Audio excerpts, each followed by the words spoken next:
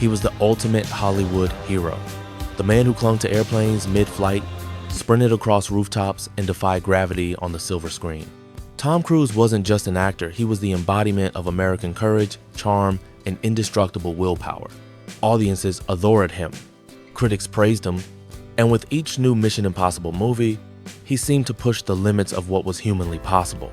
But behind the dazzling smile and blockbuster stunts, there was another story, a story hidden from the flashing cameras, one that didn't belong to Hollywood, but to a mysterious, powerful, and controversial organization, the Church of Scientology. For decades, whispers have followed Tom Cruise that this strange religion didn't just guide him, it controlled him, that his marriages, friendships, and even his career decisions were influenced by the church's leaders, that Tom Cruise, the biggest movie star on earth, might not truly belong to himself. There were the explosive interviews, the manic laughter, the infamous couch-jumping moment. There were the videos Tom Cruise speaking with almost fanatical devotion, eyes burning with conviction, to a church many call a cult. And there were the women who once stood beside him, who left him, and who claimed that Scientology played a role in their heartbreak. To the public, Tom Cruise remains an enigma. Is he the fearless hero we see on screen? Or is he a man trapped inside a system far more dangerous than any Hollywood stunt?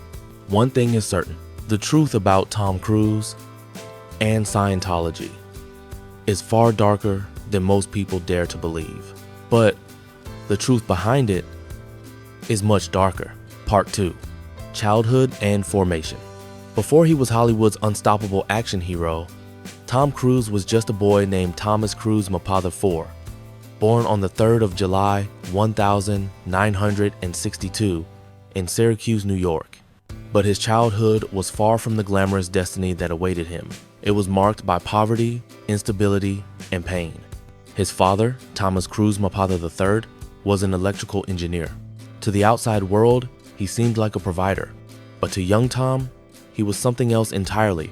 Tom would later describe his father as a merchant of chaos, a man quick to anger, prone to violence, someone who couldn't be trusted.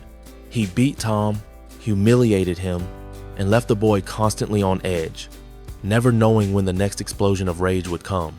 Tom's mother, Mary Lee, eventually divorced his father, taking Tom and his 3 sisters with her.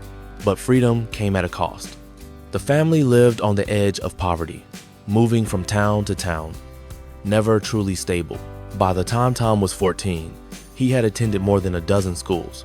Each time he was forced to start over, often bullied for being the new kid, for being small, for his crooked teeth, for his dyslexia that made reading almost impossible.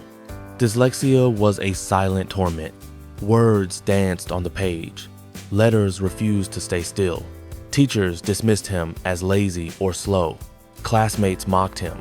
Tom felt like an outsider, trapped in a world where everyone else had the key to understanding except him. The boy who would one day command millions of fans couldn't even read a script without struggling. But alongside the pain, there was something else inside him, a burning determination. Even as a boy, Tom longed for an escape, for a place where he could reinvent himself. He briefly flirted with the idea of priesthood, attending a Franciscan seminary at the age of 14. For a year, he considered a life devoted to the church, drawn to the idea of belonging to something greater, something disciplined and sacred. But the priesthood didn't last.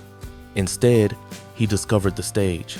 Acting offered what life had denied him: control, identity, and acceptance. When he performed, he wasn't the boy with a violent father or the kid who couldn't read. He became someone else entirely. On stage, he was powerful. On stage, people listened. Tom's mother encouraged him, sensing that her son's restless energy could be channeled into performance. He began to dream bigger beyond school plays, beyond small-town obscurity. By his late teens, he had made a decision. He would chase the impossible. He would go to New York City and become an actor. The road was anything but easy. He worked odd jobs, slept in cramped apartments, scraped by with barely enough to eat. But rejection only fueled him. That deep childhood wound, the fear of being powerless, the longing to be seen, drove him forward. And then came the break. A small role in Endless Love, 1981, a bigger role in Taps, and then Destiny. By his early 20s, Tom Cruise was no longer the boy who struggled to read. He was the face of Hollywood's next generation. But the cracks from childhood, the abuse, the instability, the hunger for belonging never truly disappeared. And it was those same cracks that, years later, would make him the perfect recruit for Scientology. Part 3. Rise to Fame. Hollywood in the early 1982nd was hungry for a new face, a young actor who could carry the torch from legends like Al Pacino, Robert De Niro, and Jack Nicholson. Tom Cruise, with his piercing eyes, athletic build, and relentless ambition, was ready to seize that moment. His first break came in 1981 with a small but noticeable role in Taps. Even with limited screen time, his intensity stood out. Then, just 2 years later, he delivered a performance that captured the energy of a generation. Risky Business. The image of Cruise sliding across the floor in a white shirt and socks, lip-syncing to Bob Seger's old-time rock and roll, became an instant cultural landmark. Overnight, Tom Cruise wasn't just another actor, he was a star. But Top Gun, 1986, was the turning point. The film wasn't just a box office success. It was a phenomenon. Tom Cruise, as the cocky, fearless fighter pilot Maverick, embodied American heroism during the Cold War era. The movie turned him into a global icon. Young men wanted to be him. Young women adored him. Hollywood had its new golden boy. Behind the cameras, however, Tom still carried the scars of his childhood, the sense of being an outsider, the dyslexia that haunted him, the need to find strength through belonging. Around this time, he was introduced to the Church of Scientology. Scientology promised answers. It claimed it could cure his dyslexia, free him from limitations, and unlock his true potential. For Tom, it was intoxicating. He embraced the teachings with fervor, crediting the church for helping him finally read scripts fluently. In his eyes, Scientology had given him a second life. And as his career soared, so too did his bond with the church.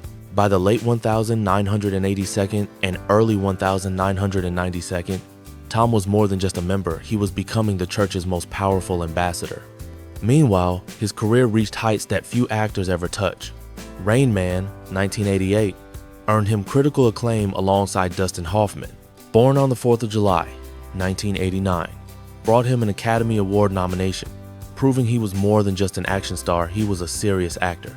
The 1992nd cemented his dominance.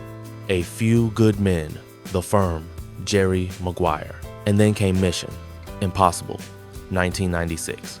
Not only did Tom star in the blockbuster, but he also produced it, showing Hollywood he wasn't just an actor, he was a force. His career was untouchable.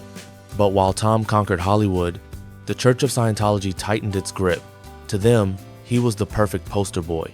Charismatic, influential, adored by millions. If Tom Cruise endorsed Scientology, the world would pay attention. As his fame grew, so did his dependency on the church. They weren't just spiritual guides, they were family, protectors, and the architects of his public image. The boy who once longed for belonging had found it in the most controversial of places. But fame is a double-edged sword. The higher Tom rose, the more the cracks beneath the surface began to show. His relationships suffered. His loyalty to Scientology deepened. And slowly, the world began to wonder, was Tom Cruise truly in control of his own destiny? Or had he become a puppet of something far more powerful? Part 4. Dark Side, Downfall. By the mid-1992nd, Tom Cruise was more than a movie star, he was the face of Hollywood itself. Yet behind the polished interviews and blockbuster premieres, a darker reality was unfolding. The same organization that he credited for his success was slowly intertwining itself into every corner of his personal life. The Church of Scientology wasn't just a religion for Tom, it was a fortress. Its leaders courted him relentlessly, especially David Miscavige, the church's powerful and controversial figurehead. Miscavige treated Cruise like royalty, ensuring he had private compounds, luxury cars, even tailor-made motorcycles. Tom wasn't simply a member, he was Scientology's crown jewel. But this devotion came at a cost. Tom's first marriage to actress Mimi Rogers ended in 1990. Ironically, it was Mimi who had first introduced him to Scientology. She later claimed that the church and Tom's growing obsession with it drove a wedge between them. Their divorce was swift, and soon Tom moved on to Nicole Kidman. To the outside world, Tom and Nicole were the perfect couple. Hollywood royalty, beautiful and powerful, raising 2 adopted children. But behind the scenes, tensions brewed. Nicole reportedly never fully embraced Scientology, and her skepticism didn't go unnoticed by the church. Whispers emerged that the church actively interfered in their marriage, viewing Nicole as a suppressive influence, a threat to Tom's devotion. By 2001, the marriage collapsed. Nicole later admitted she was blindsided, served divorce papers without warning. Many speculated that the church played a direct role in the breakup. Then came Katie Holmes. Their whirlwind romance in 2005 captured headlines around the globe. The infamous couch-jumping moment on the Oprah Winfrey Show, where Tom declared his love with manic energy, was supposed to be charming, but instead it unsettled many. Critics whispered that this wasn't just passion, it was fanaticism. Katie, much younger than Tom, was quickly drawn into his world. She gave birth to their daughter, Suri, and for a time, the family projected happiness. But behind the smiles, Scientology loomed large. Reports suggested Katie was monitored, her life controlled, her every move scrutinized by the church. By 2012, she filed for divorce, reportedly in secret, fearing Scientology's retaliation. She fought for custody of Suri, determined to protect her daughter from the church's influence. The split shocked the world, but for many, it confirmed what they had long suspected, that Tom's devotion to Scientology was stronger than his devotion to his own family. Professionally, Tom's image also began to fracture. His 2005 interview with Matt Lauer, in which he aggressively denounced psychiatry and prescription medication, was a turning point. The confident movie star appeared unhinged, parroting Scientology's extreme views. Audiences recoiled. His box office numbers dipped. Studios hesitated. Behind closed doors, former Scientologists revealed troubling details. They claimed the church went to extraordinary lengths to control Tom's life, vetting potential romantic partners, spying on his relationships, even manipulating those closest to him to ensure his loyalty. What had once seemed like a personal faith now looked like a prison. And through it all, Tom smiled for the cameras, performed death-defying stunts, and gave interviews full of optimism. But the cracks were visible. The marriage is lost. The friends gone silent. The public perception shifting. The boy who once longed for belonging had found it, but at a devastating price. Part 5. Climax and Tragedy. In 2008, a video leaked onto the internet that would forever change the way the world saw Tom Cruise. It wasn't a movie clip. It wasn't a behind-the-scenes interview. It was a Scientology propaganda video. In it, Tom spoke with a manic intensity, his eyes blazing, his laughter sharp and unsettling. He declared that only Scientologists had the power to truly help people, that they alone could save lives. His words weren't just passionate, they were fanatical. For many, it was the first time they saw not the charming Hollywood superstar, but something else entirely. A man consumed by devotion to a church most outsiders viewed as a cult. The clip spread like wildfire, sparking ridicule, fear, and endless questions. Who was Tom Cruise really? The fearless hero who hung off airplanes in Mission Impossible, or the face of a secretive, controlling religion? The fallout was immediate.